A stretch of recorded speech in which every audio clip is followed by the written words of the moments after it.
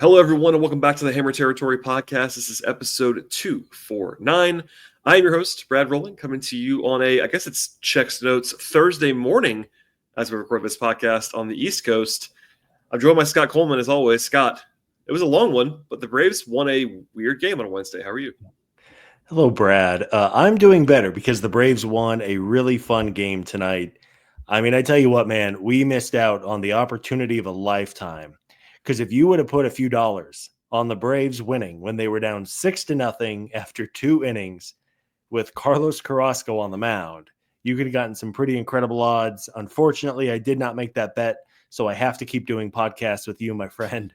But, I mean, what a weird-ass game. Long rain delay, massive inning. The Braves scored 1 million runs, but they only had hits from 4 players. It was just a weird game. And then after all the offense early, there was like not a peep after that. Just an unconventional night in Citi Field. And I mean, man alive, our Mets fans going through it right now.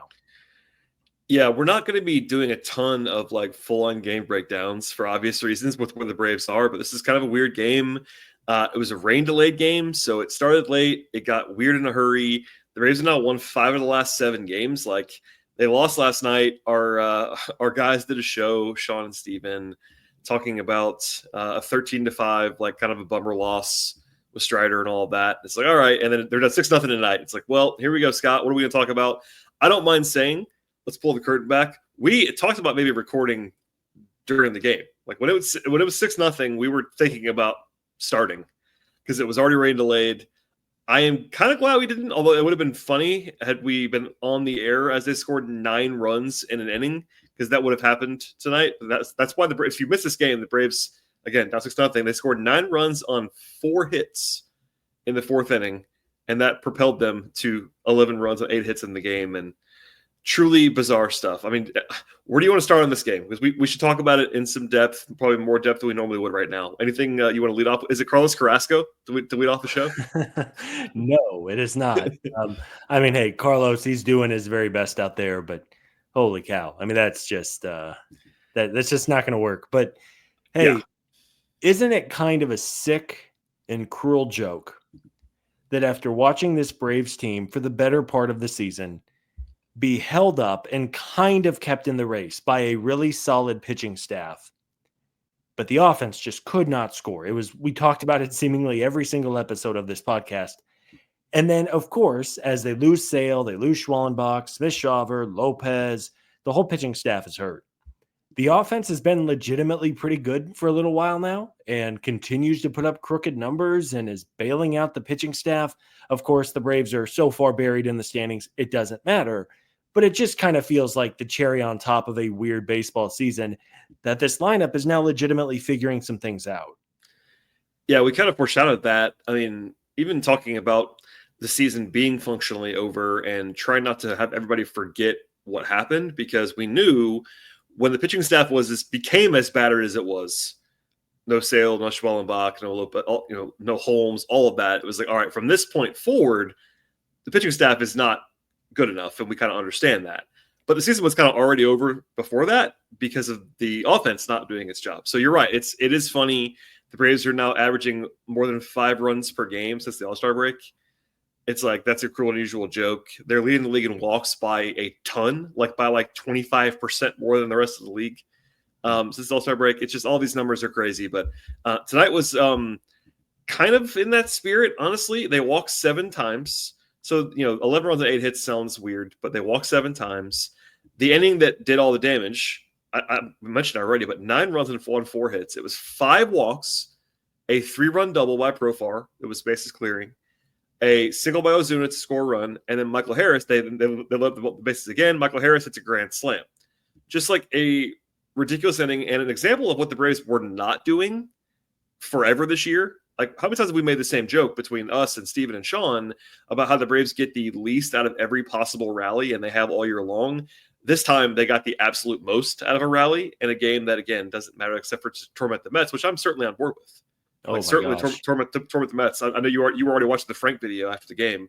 That was fun. I wish we could tune in live to Mets radio, like the call-in shows tonight. It what is it, just after midnight on the East Coast. I mean, you can imagine, I mean, what a horrible loss for the Mets. And that feels good to say. Like, I know this year sucks. In a million times out of a million, we would trade places with the Mets in the standings right now if we could. But it just feels good to make their fans sweat. And clearly the Braves wanted to win this game tonight. Like during that big inning, the dugout was going crazy, big time celebrations. And I mean, let's talk about Michael Harris for a second.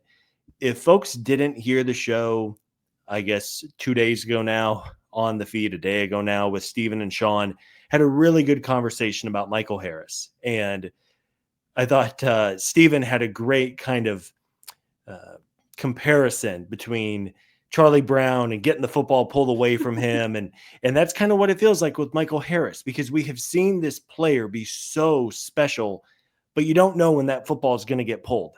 And it was a perfect analogy for Michael Harris right now. And man, I mean, he just keeps having big night after big night. I pulled the numbers in the second half of the season. Michael Harris is comfortably a top 6 hitter in all of baseball. He had the grand slam tonight that was absolutely launched. He's just, he has it all working right now. And that's why, even when it was so dark, maybe 2 months ago this season, we have seen Mike be just such a special player. And I think most of us, I'm sure there were fans who had maybe given up on Michael a little bit, but I think I can speak for this podcast that even though it was really bad and every night we were banging our heads against the wall, Michael Harris still has too much talent to just completely fall apart and not figure this thing out. Scott, I'm glad to tee that up because we are sponsored today by Pick 6 app from DraftKings, and all you have to do is pick more or less on the stats for 2 more of your favorite players, and you're in the mix for cash prizes. And Michael Harris is our DraftKings player spotlight for obvious reasons. Michael Harris has been a star now for a month. I mean, it's crazy to say. You teed it up, but the numbers are what they are. I mean, even tonight, 2 hits and a home run. He has 7 home runs, 6 doubles, and 3 triples in 25 games since the break. Like, is that sustainable? Probably not. But I think we've talked about it many times, but the adjustments he's made, he's ambushing the ball, hitting for power in the way that he was not before. Entering today, he had an OPS of like 1060, and I think it's over 1100 now when you factor in tonight's performances. It's something to monitor all year long. Like, and it's, it's one game tonight, but it has not been one game for him. He has 3 walks. 3 walks is better than 0 walks. Yeah. But honestly, though, he's striking out less. He's just attacking the ball more and more often. And when you're slugging like 700 for a month, it covers up a lot. And Michael's baseline, as we've discussed many times as well, when you defend like he does, if you hit like this, he really has been like one of the 10 best players in baseball over the last 4 weeks. Like, that's insane from where he was as one of the worst hitters in baseball most of the season. But like, it's a reminder of his talent level. You know what I mean? Like, the guys like this that have this much talent, it's hard to quit on.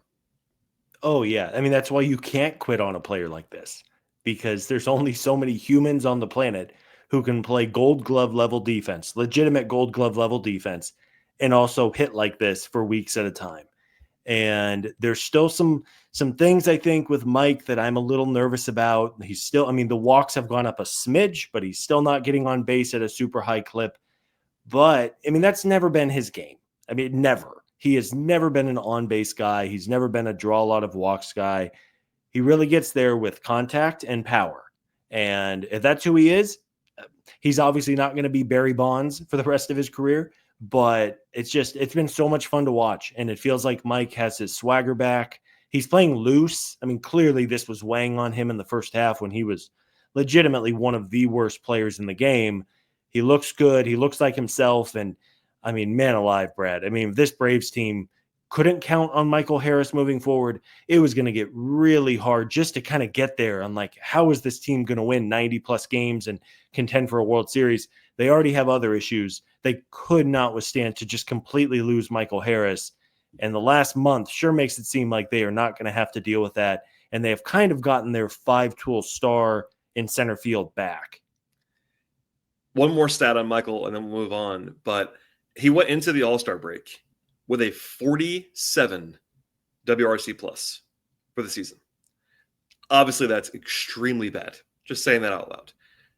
He now, after tonight, updated in real time, has an 81 WRC plus for the season. Now, 81 is not where anybody wants him to be, but raising his WRC plus 34 points from 47 to 81 in, again, 3.5, 4 weeks this late in the year is kind of insane. Like, for a guy who's played basically every day the whole season, like he's one of their highest guys in games played and plate appearances, all those things. For him to do that, it's a reminder of how bad he was, but it's also a reminder of how truly like dominant he's now been for a month, and wanted to spotlight him on this segment of the podcast. With that said, Scott, I'm going to leave it to you. I'm going to throw you the lob today and take a look at some pick six options from our friends at DraftKings. So I'm going to play the hot player here, Brad. It makes a lot of sense to ride this streak for Michael Harris and also Matt Olson, who has come to life the last couple of games after a little bit of a slump. So I went more than a hit for Matt Olson and Michael Harris. Why not? Like if you had to bet on players just blindly in this lineup right now to have good games, I'd go Harris. I think I go Olson, and I go Drake Baldwin. And that's a trio that's really kind of carrying this team offensively right now. Bank on the young talent, and then Matt's not young anymore, but Matt's been their best player this year overall. So I am with you on all of that. Download the DraftKings Pick 6 app right now and use code FOUL. That's code FOUL. If you're a new customer, play $5. You get $50 in bonus picks instantly. Ride the upside, where a few bucks turn into a bag only at DraftKings Pick 6. The crown is yours. Gambling problem? Call 1-800-GAMBLER. Help is available for problem gambling. Call 888-789-7777 or visit ccpg.org in Connecticut. Must be 18 and over. Age and eligibility restrictions vary by jurisdiction. Pick 6 not available everywhere, including New York and Ontario. Void where prohibited. One per new customer. Bonus awarded as non-withdrawable Pick 6 bonus picks that expire in 14 days. 8/24/25 at 11:59 p.m. Eastern Time. Terms at pick6.draftkings.com/promos. All right, Scott. Let us discuss a little bit more of what happened today. I mean, we kind of laughed it off, but Carlos Carrasco is not very good. 3 starts for Carrasco with the Braves, 15 runs allowed in 13 2/3 innings. That's a microcosm of where the rotation currently is. We will not relitigate everything that Sean and Steven shared on, what day was that? Tuesday night show about the rotation, about Strider, all of that. But if you go into like where the team ERA is and some of the numbers since the All-Star break, as good as the offense has been, the pitching staff has been the exact inverse of that. And look, it's not a rocket science thing. If you look at the names and the profiles of who is pitching, particularly starting pitching for the Braves right now, it is pretty dire. They entered today with the second worst ERA in baseball with the rotation, ahead of only the Rockies, who have the double whammy of being quite bad and also playing Coors Field. So the Braves have been that bad in the rotation. It got worse tonight. We don't have to talk about this, but I want to at least ask you takeaways. I mean, Spencer Strider stuff. Do you have even a 30-second spiel on Spencer? I mean, again, listen to the show for yesterday, but I feel like people were asking us like what we think, and I feel like I should at least ask you, because that was a big story this week. I don't want to bring the whole mood down, but it's a thing. And also, I think that, at least I am, for one, I'm kind of optimistic still. Yeah, I think it's probably fair to say that Spencer might be hitting a wall in this first season back from elbow surgery. He has been really bad for 4 starts now and just doesn't look as crisp and as good as he looked even a month ago, where he looked like Spencer Strider. And I think the fact now he's approaching 100 innings, he had the ramp-up period, then he was shut down with the hammy, then he came back, he was kind of okay, and then he was really good, and now he's really bad. I do think, though, in my heart of hearts, that with a normal offseason and another 8 months removed from the elbow surgery, I have to think Spencer Strider is going to be better than what he has been, especially lately. I don't know if he still has best pitcher in baseball on a per innings basis, which was arguably what he was in his absolute peak a couple years ago.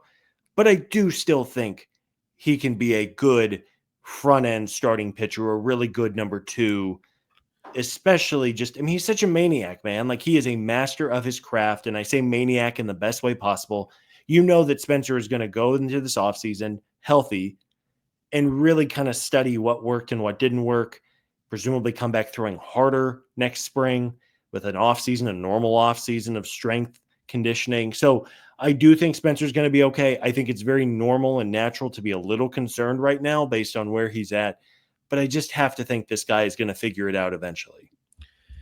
Yeah, we share that opinion. I mean, without getting into all of like the super duper advanced, stuff plus metrics, and I think that stuff is very useful. And it also backs up the eye test on Spencer right now. But the long and short of it, essentially, is that his fastball, once arguably the best in baseball for a starting pitcher, or at least in the top 5, is now a below average pitch at this moment. And that is a big, big, big, big change. And that is explains what's going on to some degree. The slider still looks good by the numbers, by some of the missed bat stuff when he's getting whiffs on it. But the fastball is where I'm kind of with you. Like, he's going to go into the lab this winter, I think, and figure out how to be a different pitcher. And I don't mean that in a negative way. It might sound like I do, because I'm with you. I mean, it's hard to see him being a best pitcher in baseball level pitcher with not being able to throw as hard as he used to throw. Now, it's not all about velocity. Like, I think he'll have to find a different way to operate with his fastball. I think he will. That's based on just logic with him, and also like, even it's easy to forget this, but go back like 2 weeks, 3 weeks, there was like a stretch of like 2 months where he was still pitching at a really good level, like a low 3s ERA level.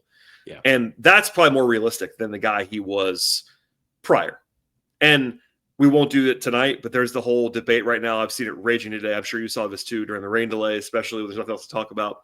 The Strider extension wars. Was that a mistake? And look, it was aggressive. It was. Pitching extensions happen less than position player extensions for a reason. But I do think that he could still be worth that contract. He's got to figure some stuff out. But the maniac thing is a good way to describe it. So, like, if you want more on that, listen to the guys from yesterday. But I wanted to at least weigh out, because it's a big story. I mean, he's, unfortunately for the Braves, he's the only starting pitcher right now that has that kind of juice to appeal to people watching, and he isn't that guy right now. It's unfortunate for him. We'll see what it looks like in a few days when he pitches again. Yep. And, Strider makes $20 million next year. He makes $20 million the year after that. And he makes $22 million in 2028, all guaranteed. And that's the risk. We talked about it. Go find that episode. I think we can say that we were okay with the extension when it went down in 2022.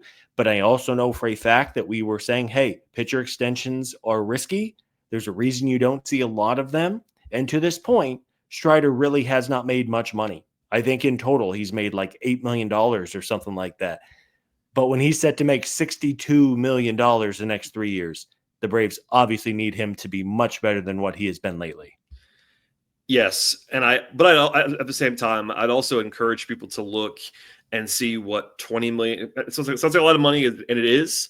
But if, let's say, for instance, this winter, guys who would command 3 years, 62 million, it's a good pitcher, to be sure, but you don't have to be a capital A ace to be worth $20 million a year. That's how much good pitchers cost. Well, our good friend Charlie Morton at age 41, a great example, made $15 million from the Baltimore Orioles last winter. And that's a 1-year deal, and compared to Strider, but I mean, that is the going rate for pitchers in the year 2025. If you are an established top 3 in the rotation veteran starting pitcher, you're getting paid $15-20 million in free agency. So it's a lot of money. And I wonder if you gave Alex Trusier right now about that deal, what he would say. But it doesn't mean it's a disaster. So we're kind of in the middle ground now, where it could be bad. I mean, there's definitely a world in which if he's this guy he's right now, it's going to look bad. If he's the guy he was from June 1 to like late July, it's totally fine and it'll be fine. So we'll see. Hey, we love ripping slab packs on Arena Club. I just ripped one in a Ruby pack. Those are fancy schmancy, Kip. And I pulled a Matt Shaw 2023 Bowman Draft Aqua Lunar Crater Refractor card. And guess what? I got a little offer. You get the instant offer right away. Okay. So they're offering me $121 to sell it back, and then I can get a new slab pack. What do I do? I want to see this thing. Hold on. Look at that. That's a beautiful card. You know what? I think that's a safe bet. I think it's going to make you a little bit of money. I think the more big league time he gets, I'd almost take the deal though. I'm in it for the chase. I like opening more packs. I think that 121 can buy you a couple more slabs to open, and I think you keep chasing until you get something you really like. But that's the best part about it for me. That's right. You can sell it back, $121, and then open up another slab pack. Use the code FOUL to receive 20% off your first slab pack or card purchase at arenaclub.com/foul.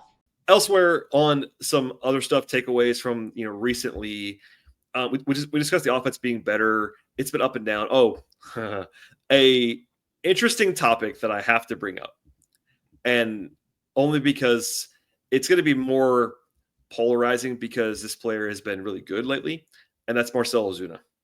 Marcell Ozuna has been great lately. He's second to Michael Harris in all the offensive stats since the All-Star break. He's been really good. He was good tonight, as we're talking on Wednesday. At the same time, Marcell Ozuna has now sat only one time in the last 8 days. And the only time he sat in the last 8 days was half of the doubleheader on Saturday against Miami. He is playing effectively every single day right now. Yep. Drake Baldwin in that same time has played a decent amount. He's played, I think, 6 out of 9 games. But he's sat 3 times. And it's funny because we kind of predicted this. If Ozuna was good, Snit was going to play him. And that's exactly what's happening. And Baldwin isn't sitting a ton, but for me, it's an eyebrow raise. It's an alarm bell that over an 8-day period, Ozuna has played 2 more games than Drake Baldwin. Even with Ozuna being good. We're leading with that. Ozuna's been good. But when you look at the actual context of the season and where they are, that doesn't matter that much.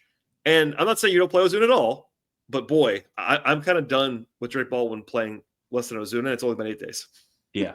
We knew this was going to happen. I mean, the night of the trade deadline, this was the whole point with Ozuna, was if he's hitting the baseball, Brian Snitker is going to play his veterans. And we're not saying that Baldwin needs to play every single inning of every single game from here until September 30th. But it makes no sense to not play him. The Rookie of the Year thing we've talked about a million times. It is very important to the Braves long term with the draft next summer that Baldwin wins Rookie of the Year. It's but you know what, man? We can yell about it until we're blue in the face. And guess who's going to be in the lineup on Thursday? Marcell Ozuna. And hopefully Baldwin is catching and give Murphy a night off. But moving forward, it should not be this heavy of a lean towards Ozuna. And I have a feeling it probably is going to be. Yeah, and Murphy was good tonight. He's not been great lately. And he's sat more than Baldwin. So that's fine. I certainly think Baldwin should play more than Murphy right now because of obvious reasons. I think Murphy should still play. If it's me, I prefer Murphy to play over Ozuna because Murphy is going to be a long-term part of the team, probably in a way that Ozuna probably won't be. But I'm also fine with when Baldwin's catching, if you want to play Ozuna, I'm not particularly bothered by that. It's the nights when Ozuna's playing DH and Baldwin is not playing. Those are the nights that we actually care about. I have a pop quiz for you and everyone listening. If Marcell Ozuna has a really good final 2 months of the season, is there a world where they bring him back on like a 1 year, $20 million deal for next season? So I of course, I don't know if task is the right word, but I monitor their YouTube comments for us, and also most of the social media comments. There are already people talking about this. This is already happening. People are already like, well, maybe they'll just bring Ozuna back. And for the record, we've never said that it's possible that they would. Did you say $20 million? If they give him $20 million, I'm going to have a heart attack on the air. It felt hot the moment I said it. Okay, 1 year, $15 million to Ozuna. Look, okay, I would not like that, and not because Marcell is not necessarily worth that. This is probably a different discussion for another day in more depth, but it's the situation more than the player. Like, if you told me Marcell Ozuna is healthy, he might be worth that much money. Like, we've seen him now be back to kind of old Marcell the last few weeks. He's still a good hitter when he's right, obviously. But when you have Rowland Acuna, who might need a DH, when you have Jurickson Profar, who might need a DH for another reason, and then you have 2 catchers, it would be a hard sell. I get that they all like. By the way, again, we said this many times. Everybody loves Ozuna in that clubhouse. Like the off-field stuff happened, we all know that. But in that clubhouse, Marcell is very well liked, and he has been a really good hitter for most of the last 2.5 seasons. But boy, it is a really hard sell to pay. And by the way, this would be for any player if they signed a similar DH to Marcell and gave that player any money next year. It would be an eyebrow raise for me because of like the situation. It almost dictates that you have to trade somebody else. Yeah. Like I don't know how you can pay Marcell 8 figures, even if it's 10 million, and keep all 4 guys that just obviously Ronald's different, but keep Murphy and Profar basically. Like having Murphy, Profar, and Ozuna on the roster next year seems insane to me. Yeah. You know, it's funny. Earlier on Wednesday, Jeff Passen went on ESPN radio in Atlanta. Your guy, Jeff Passen, and was talking about just the weirdness of this Braves season and like, what do you do? Like, it doesn't feel like you can run it back next season. But if you go through this lineup and this team right now on the offensive side, it's shortstop, which is obvious. But we've seen for 3 years they haven't really been able to add a shortstop or have been unwilling to make the financial commitment to add a shortstop.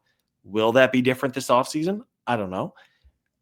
I guess second base you could maybe upgrade, but trying to upgrade both second and short, good luck with an okay farm system that you're going to need. Good luck. And then, you know, the catcher and the DH thing. So it is an interesting conversation. I am not sitting here saying the Braves need to bring back Ozuna because I agree with everything you said about just how complex the roster becomes. But it's going to become a discussion, I think, if Ozuna is really good in August and September. Yeah, I mean, even the big numbers. Ozuna is currently leading the team in home runs this year. He has 20 home runs.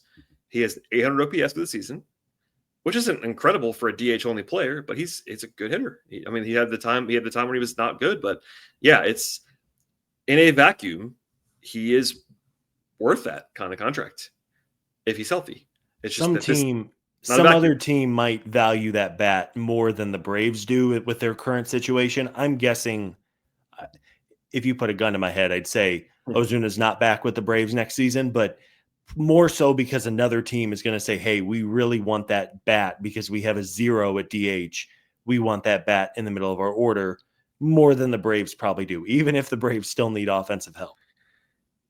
They do. It's just not in the form of a DH-only player for me. And it wouldn't matter if it was Marcell or any DH-only player, I don't think. Maybe if it's like Kyle Schwarber, who's like an elite hitter, it's an easier sell. I will personally fly to Atlanta and drive Kyle Schwarber around the city for a month if they want to make that deal happen. But again, I'll say, well, if they do that or Ozuna, I think it almost requires you to do something else.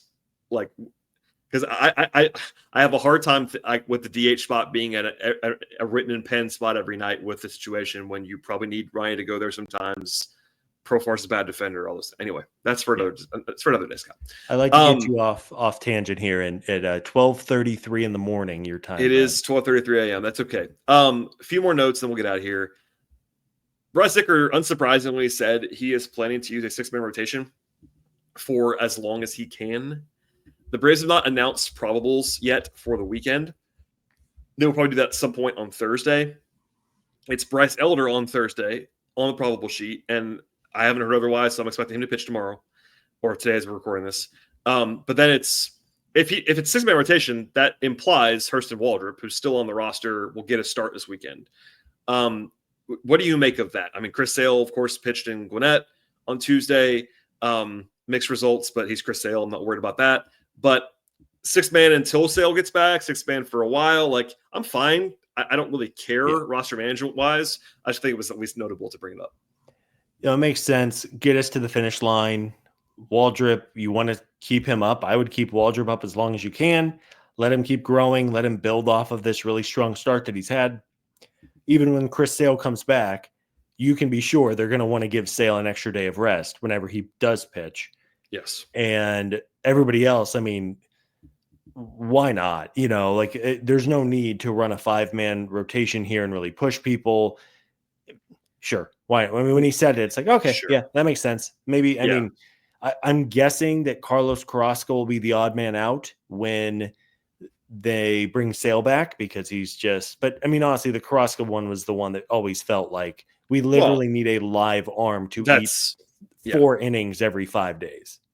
Yeah, there's maybe a not 12:30 a.m. raucous discussion about Bryce Elder versus Carlos Carrasco. We will not be having that right now. But Carrasco, at least if you want to be charitable to Elder, I think he might have a minor league option down the line. Carrasco does not. And if you have to get rid of somebody, it's probably going to be him. So we will see on that front. Sticker also said today, I know this was talked about a little bit last night, but fresh intel, Acuna could be ready soon.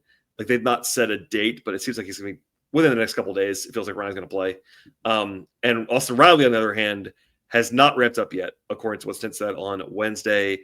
He, quote, still feels it, end quote. That was a DOB tweet about the lower abdomen strain that he has. That's not great for Riley. Not surprising. He had the same injury twice, and usually you want to be even more careful the second time around. But it seems like Ronnie's close and Austin is not. Yeah. I mean, I'm glad they're being smart with these two. It felt like Acuna might be activated over the weekend, and they've clearly given it at least a few more days. Of course, you had a wet outfield tonight, so I don't hate Acuna being on the bench instead of running and chasing down baseballs in the gap. And with Riley, I mean, it feels like Labor Day to me is when we might see Riley again. It's going to be a while. It was a re-aggravation of that injury from before. And why push it? Like, there's no need to get this guy. If the Braves were a game ahead on the Phillies in the East, sure, maybe you really have Austin attack that rehab and recovery, but there's just no need. Be smart. Don't get a serious core muscle injury here, and make sure he is 110% before you bring him back. Strongly agree on that. One more against the Mets on Thursday. As mentioned, it's Bryce Elder against Kodai Senga. Not ideal, but hey, the Braves won tonight with Carlos Carrasco and a 6-run deficit. So anything is possible, Scott. And also, to bring it full circle, the New York Mets have lost 12 of the last 14 games. And I am enjoying that greatly. So if the Mets lose a series at home to the Braves with a struggling Spencer Strider, a 37-year-old Carlos Carrasco, and a 6+ ERA for 2 full seasons, Bryce Elder, and they lose that series at home, it is going to be cinema in New York. I mean, I'm a sicko. You're a sicko. People tuning into the show every night are sickos. We love it. We're here for it. Let's just frustrate the hell out of the Mets and their fans for one more night, and just kind of,